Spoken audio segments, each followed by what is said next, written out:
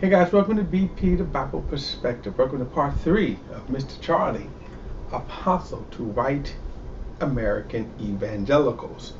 Now before we get into it, don't forget to like and share this video and subscribe to BP, the Bible Perspective. And as always, if you have a thought, a comment, add it to the comment section below. All comments are welcome, and don't forget to hit that subscribe tab on the screen. Alright, I'm continuing my breakdown of Charlie Kirk, who is the apostle, I'm calling him. I'm going to in a later video, refer to him as an apologist of white America, white evangelical, white conservative. And the reason why I say that is because he has emerged as one of the strongest voices in defense of white America. Now, in order to understand that, what this means is that he has made it his mission in life to downplay any mentions of racism, the racist history of America, racism, and any guilt of white America. But instead, he's going to extol the virtues of white America. He doesn't mind pointing out the flaws of black America. We'll get to that later. But Mr. Charlie, by the way, he's young. If you think about it, he's only in his late 20s. He is the founder and executive director of Turning Point USA. Not only is he the director of this ultra-white conservative organization, if Donald Trump is the savior of the Republican Party, of the white America, make America white again, great again, then Charlie Kirk is his apostle.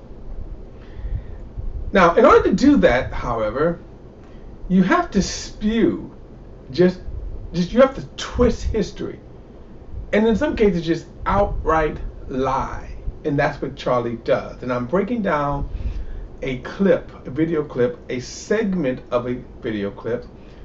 Mr. Charlie has been on a countrywide tour of churches, but not only limited to churches, but in this context, we're talking about the churches that he has been going to, these white evangelical churches.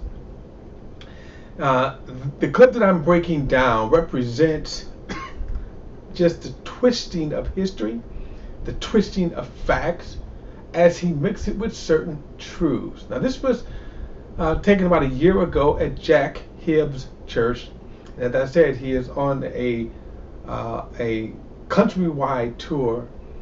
These white evangelicals are paying Charlie to appear at his church and to speak this, which tells you something about these churches, right? What kind of pastors are these? Now, I'm most disappointed in this pastor, Jack Hibbs, senior pastor of Calvary Chapel Chino Hills. I'm very familiar with the Calvary Chapel movement, and as I said in the previous videos, I'm not surprised, because though the Calvary Chapel movements are known for their verse by verse through the Bible teaching, the vast majority of Calvary Chapel purposely single out predominantly white churches in which to plant their churches. So it's no surprise, it's disappointing, but no surprise that Jack Hibbs would then host Charlie Kirk. Now, I'm going to play the video again, the segment that I'm breaking down. I'm going to play it again, and then we'll pick it up and unpack it. We'll unpack it clip by clip. Here we go. She is on a pathological campaign to make sure your kids hate America. And so Nicole Hannah-Jones, red hair, see her on TV, always talking about how awful white people are and how awful our country is. She's a bitter racist. I actually call her racist because I think racism is hatred of anyone of any skin color at any time. I think it is sinful and hateful and awful, and it is a sin. That's simple. Okay. Yeah. So she says that our country was founded in 1619, the first year that slaves came to our country. This is not correct. It's not.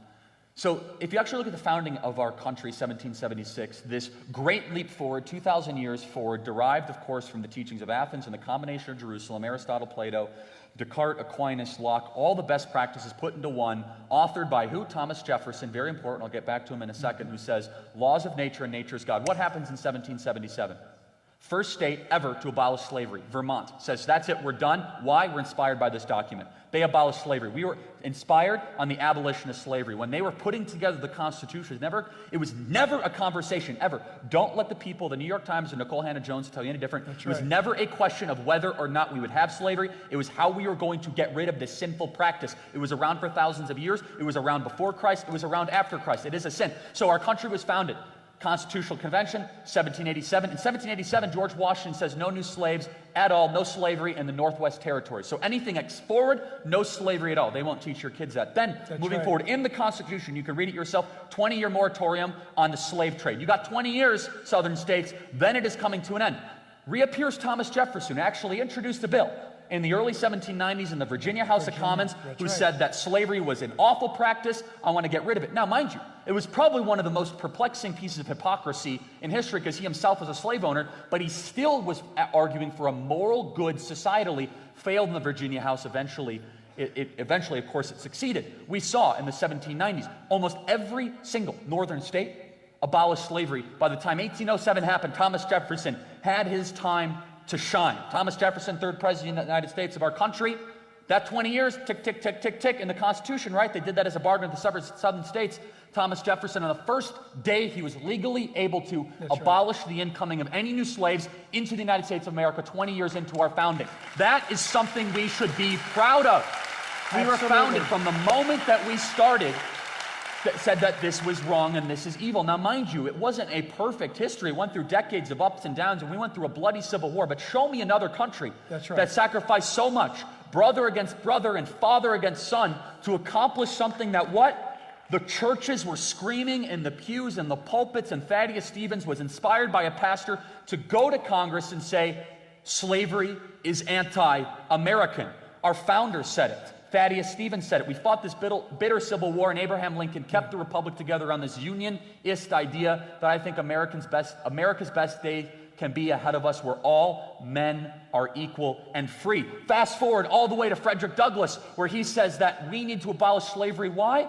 Because I'm so inspired by the Declaration of Independence. He was an abolitionist who understood it. Go all the way fast forward to the great Martin Luther King Jr., who himself lived a very, let's say, he had questionable moral decisions, but he was arguing for what? A moral good. Why do I keep on saying this? Because people can act sinfully personally, but argue for something righteously publicly, and they should be remembered for what they did good publicly, not for what they did less than desirably privately. It's a very important thing. People say, well, we got to get rid of all these people, but dare you forget what they sacrificed for our country. And Martin Luther King said in that beautiful speech, I come here to cash in the check of the promissory note of the Declaration of Independence. Yes. He didn't say that this document was racist. He didn't say we got to shred it from its roots. He says, this document says all men are created equal. And I'm telling you, Congress, to pass the Civil Rights Act. From that moment that we started this country to the Civil Rights Act of the 1960s, it was a constant theme, a margin of progression to be better.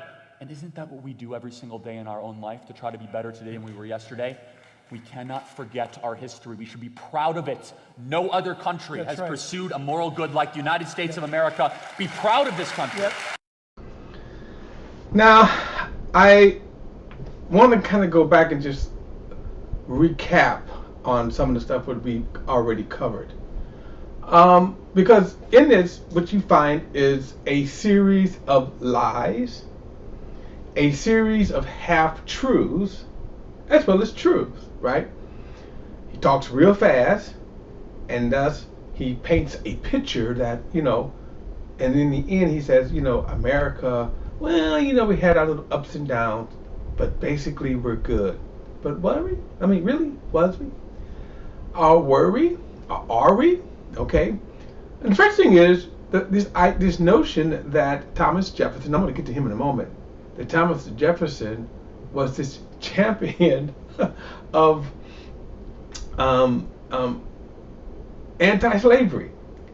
Now, this is amazing here, but let me kind of go back. A couple of things I want to point out to keep us carrying on. I'm going to play clip one just to kind of go over it. State-run religion. The founders didn't want that, but they still wanted the moral order. And that's why in our birth certificate, the Declaration of Independence says the laws of nature and nature's God very explicitly, where it said, you know what, King George, this whole tyranny and autocracy thing, not so fast, my friend. We have a better idea from ideas that are derived from the law of Abraham and Moses and the tradition of the Bible that was fulfilled by the covenant of Jesus Christ. We're going to try out freedom of speech, protect our family, rights to privacy, states' rights, and guess what? If we get something wrong, we can course correct.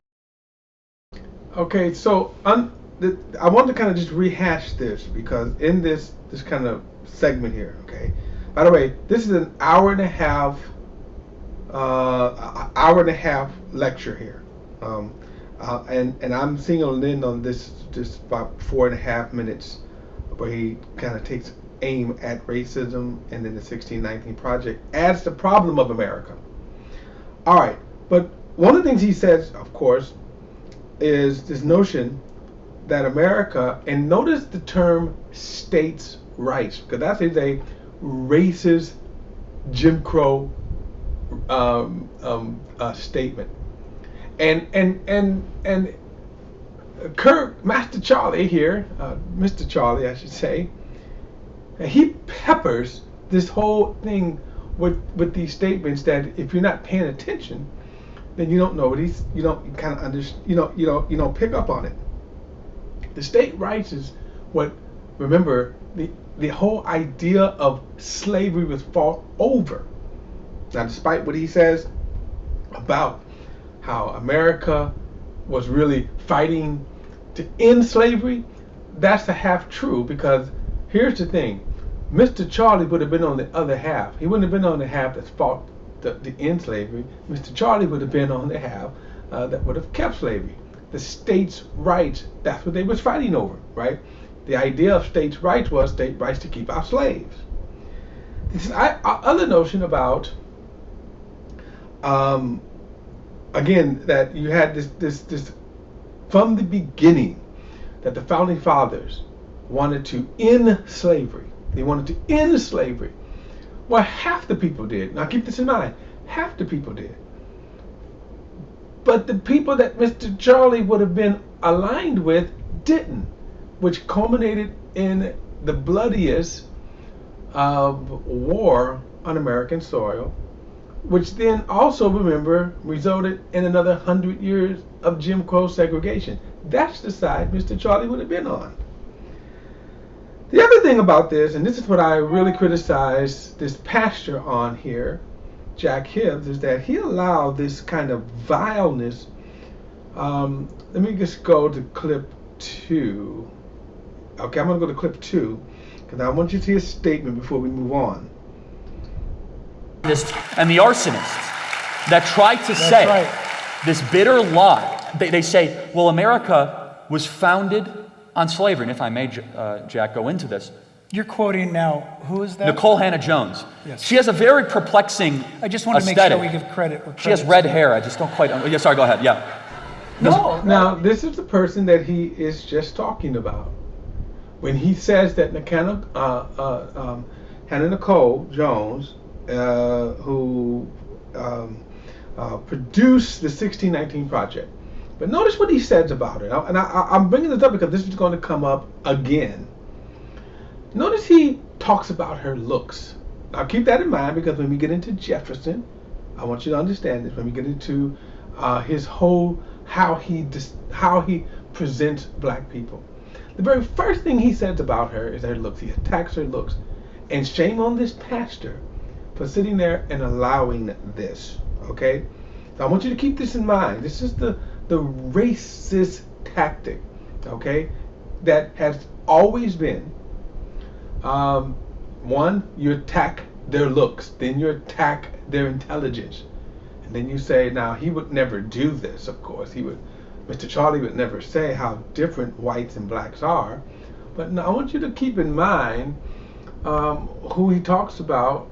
And again, I covered the criticism of the 1619 Project.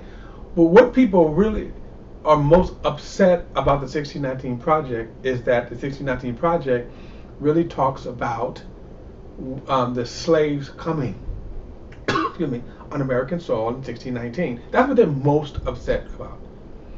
And basically, what Hannah Nicole basically was saying, and there again, you may have good reasons to criticize some of the presentations that she made, like when she said that some of the fighters in the Revolution War in 1776 they were fighting for preservation of slavery. Now, the problem with the statement like that, and again, she has defended this. She explained that. I will let her speak in her own words. What I will say is that were there people, and they did produce the kind of writings and statements from people who did express that. Now, while that's true, I think she also knows better that the Revolutionary War, that slavery certainly wasn't the reason for that. So is it a legitimate criticism? Sure. But remember, people like Mr. Charlie lost their minds. And then, of course, it's Trump and all of them used that to try to disparage this notion of what racism is. Okay. All right. So I kind of dealt with that. I want to go on now. I'm going to go to clip number 6 and then move on, because I want to deal with Mr. Charlie and Thomas Jefferson. Hannah Jones to tell you any different. That's it was right. never a question of whether or not we would have slavery. It was how we were going to get rid of this sinful practice. It was around for thousands of years. It was around before Christ. It was around after Christ. It is a sin. So our country was founded. Constitutional Convention, 1787 and 17. Now let me say this. Notice there's this argument about slavery, and you'll hear this. I'm surprised he didn't quote Thomas Sowell. Thomas Sowell is one of the well-esteemed intellectual black conservatives, and so in the argument, what they make is that slavery wasn't unique to America, meaning the institution of slavery.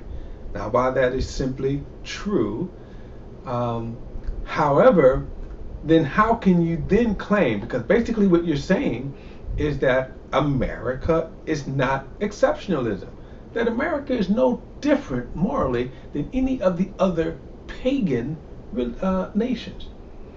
Yes, slavery had been around since the fall of man, right? And if you were weak, you were a slave, plain and simple. But remember, America was supposed to have been different. Remember, on the door, freedom for all. And as he's getting ready to even quote Thomas Jefferson, we hold these truths, paraphrase here, that all men are created equal and endowed with inalienable rights by the Creator, or from the Creator. That's a paraphrase, okay? So America was supposed to have been better. No other nation made the claim of America. That sets America apart, not only from the ideology, but from the hypocrisy itself. And what Mr. Charlie is doing is trying to downplay the guilt of that and not the sin of that. All right, let's go ahead and move.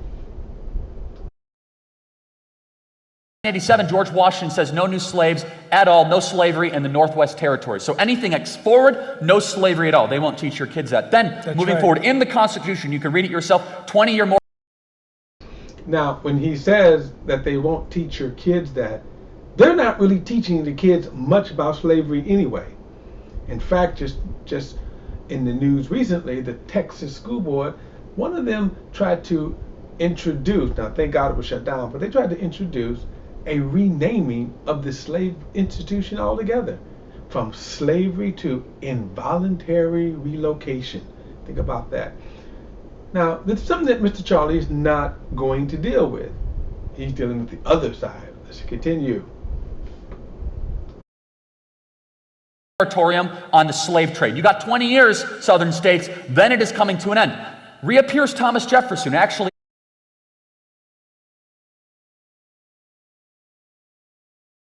introduced a bill in the early 1790s in the Virginia House of Commons who said that slavery was an awful practice. I want to get rid of it. Now, mind you, it was probably one of the most perplexing pieces of hypocrisy in history because he himself was a slave owner, but he still was arguing for a moral good societally, failed in the Virginia House eventually. Eventually, of course, it succeeded. We saw in the 1790s, almost every single northern state abolished slavery. By the time 1807 happened, Thomas Jefferson had his time to shine. Thomas Jefferson. Now, I'm going to read something here. I'm going to go to my screen here. What some of the nonsense that he's talking about. Do I want to read? Let me do this. Let me go to clip 8 first before I go. President of the United States of our country. That 20 years, tick, tick, tick, tick, tick, in the Constitution, right? They did that as a bargain with the southern states. Thomas Jefferson, on the first day he was legally able to abolish the incoming of any new slaves into the United States of America 20 years into our founding. That is something we should be proud of. All right, I'm going to read something here, and I'm going to show you why this is somewhat half-truth, right? And why he is cherry-picking history. All right, so when he says we should be proud of that, proud of what? From 1619 to 1776, okay? From 1619 to 1776, about 157 years, you had slaves that were brought here on this soil. So what he is talking about is the import and export of slaves. And basically the import and export of slaves, understand that the founding fathers, okay, a term called cognitive dissonance, that yes, the founding fathers wrestled with the notion of slavery, the issue of slavery. They knew it was wrong. It would be much like if I was committing adultery, right? If I was committing adultery, there would be a wrestling inside of my heart.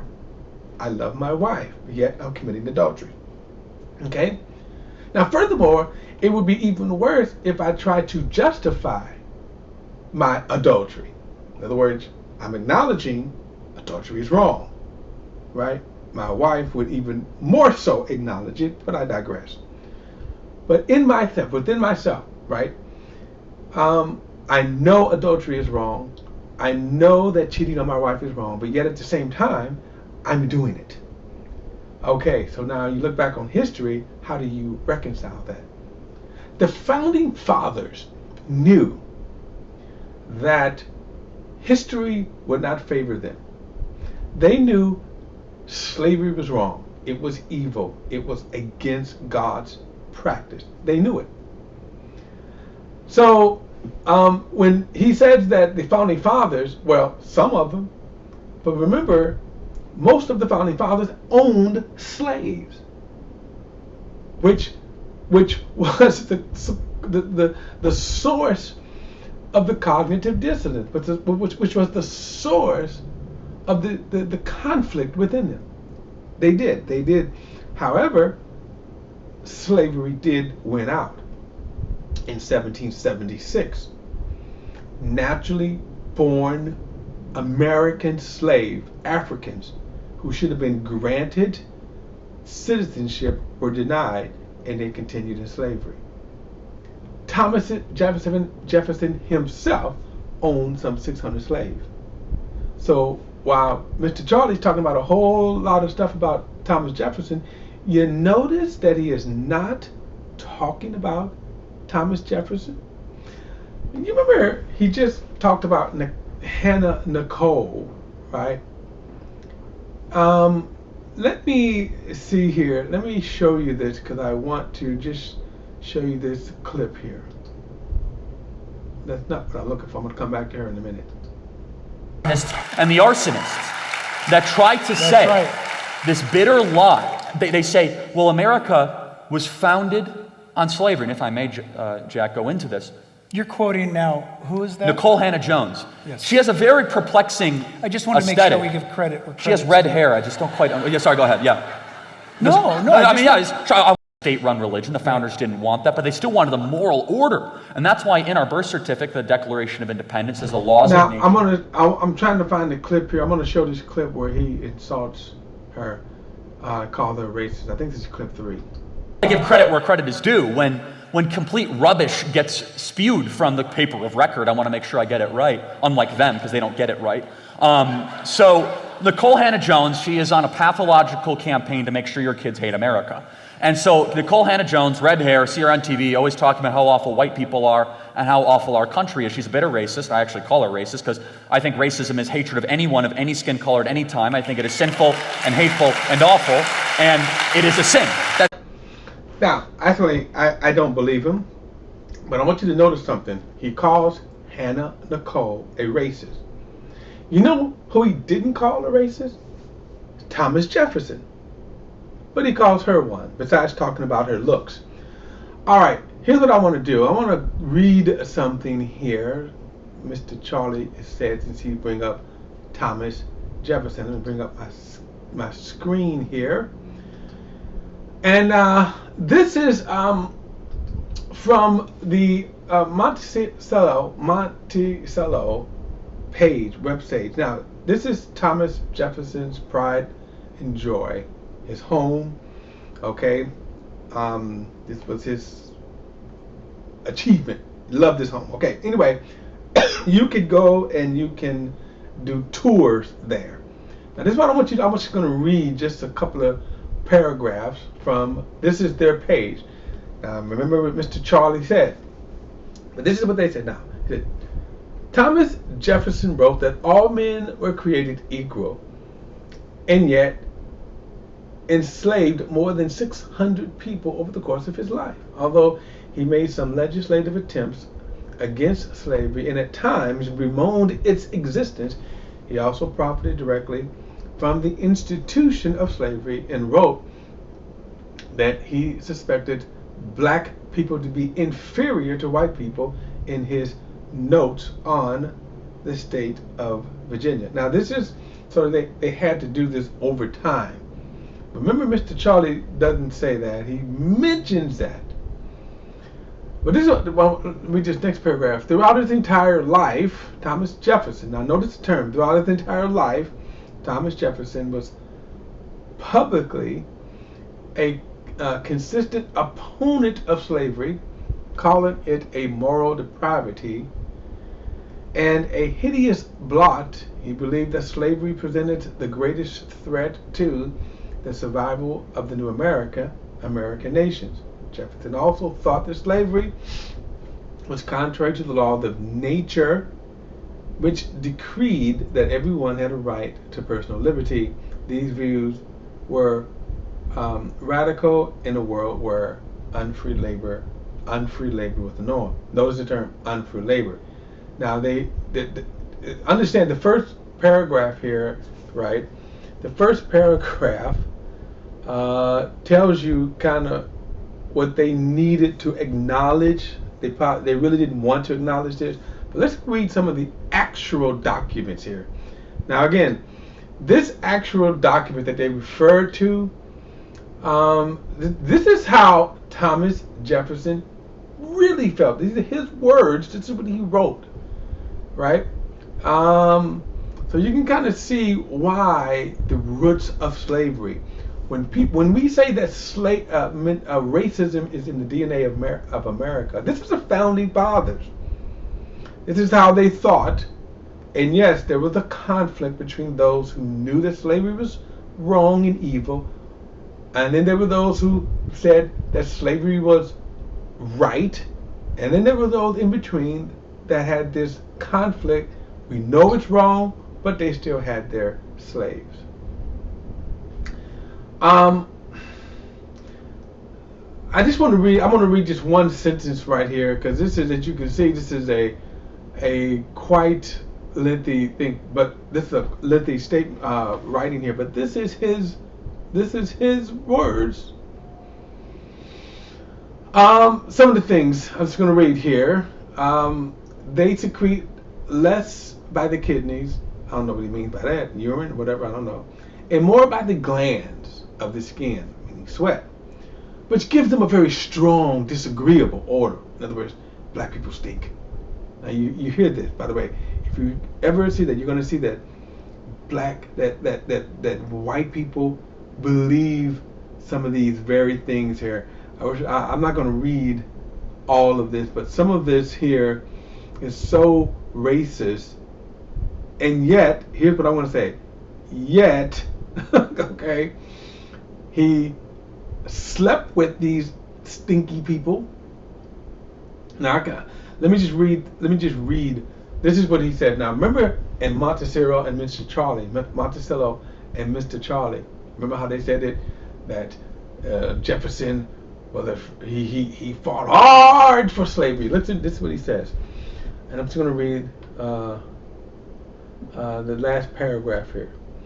He says, I advance it therefore as a suspicion only that the blacks, whether originally a distant race or made distant by time, meaning evolution, distant by time and circumstances, are inferior to whites, and whites in the endowment both of body and mind. Now, this is something, even to this day, we know that in the medical field, they think this, a lot of people think this. It is not against experience to suppose that the different species of the same genus, or variety of the same species may possess different qualifications.